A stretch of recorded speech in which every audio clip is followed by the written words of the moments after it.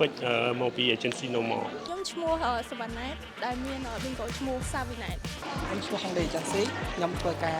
bingo រយៈពេល7ឆ្នាំហើយអាចប្រាប់បានទេថានៅក្នុងរាត្រីនេះពេលដែលបងមកចូលរួមកម្មវិធីមានជាមួយនឹងអារម្មណ៍បែបណាដែរទៅអារម្មណ៍វិញគឺវាថាវារំភើបវាអត់មានអីខ្លាំងបានវា so excited មូលហេតុអីទៅដែលជំរុញឬក៏លើកទឹកចិត្តឲ្យបងទៅចូលរួមធ្វើជា agency នៅ Bigo អញ្ចឹងហ៎បងទី1គឺ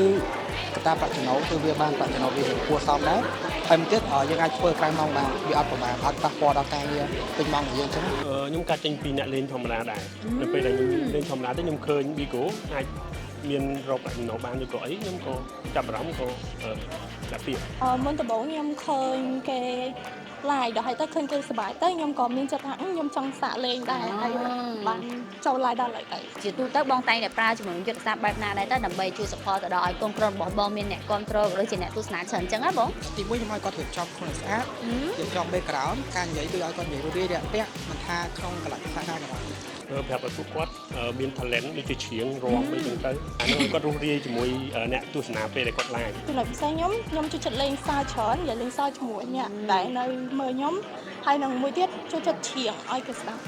ដោយសារតែមានកូនក្រុមគាត់ចេះច្រៀងឬក៏គាត់មាន talent អីច្រើនអញ្ចឹងធ្វើឲ្យគេទស្សនាគាត់ច្រើនអញ្ចឹងយើងអាចលេចធ្លោហ្នឹងអញ្ចឹងបើសិនជាយើងចាប់អារម្មណ៍យើងអាចសិក្សាពីវាយើងអាចដាក់ពាក្យបានអីទេតាមមានអ្វីចែកម្លែកឬក៏ចង់ណែនាំទៅដល់អ្នកដែលគាត់ទៅចាប់ផ្ដើម live ថ្មីឬមួយគាត់ចង់ចាប់ផ្ដើម live អញ្ចឹងហ៎ទី1ខ្ញុំប្រាប់ទៅអ្នកដែលគេតាមតម្លៃឬក៏អ្នកដែលចូលមក live ថ្មីគឺមុនដំបូងវា live ទៅវារៀងនេះទទួលហើយប៉ុន្តែយើងត្រូវតែតស៊ូចា៎តែទី1មួយទៀតគឺត្រង់ថាវាសប្បាយហើយយើងអាចបង្កើតវារក content អីថ្មីយកមកលេងសប្បាយហើយមួយទៀតយើងអាចរកប្រាក់ចំណូលបានទៀតសម្រាប់អ្នកចង់ធ្វើ agency គឺគាត់អាចតាក់ទងទៅខាង page Bigo ហើយមកការងារអត់ប្រហែលយើងអាចធ្វើក្រៅម៉ោងបានហើយសម្រាប់ host សម្រាប់អ្នកលេងធម្មតាគឺបើគាត់អត់ចុះឈ្មោះនៅខាងបានអត្ថប្រយោជន៍អីទាំងអស់ចឹងតែបើគាត់ចុះឈ្មោះគាត់ទទួលបានអត្ថប្រយោជន៍ច្រើនពីខាង Bigo ចឹង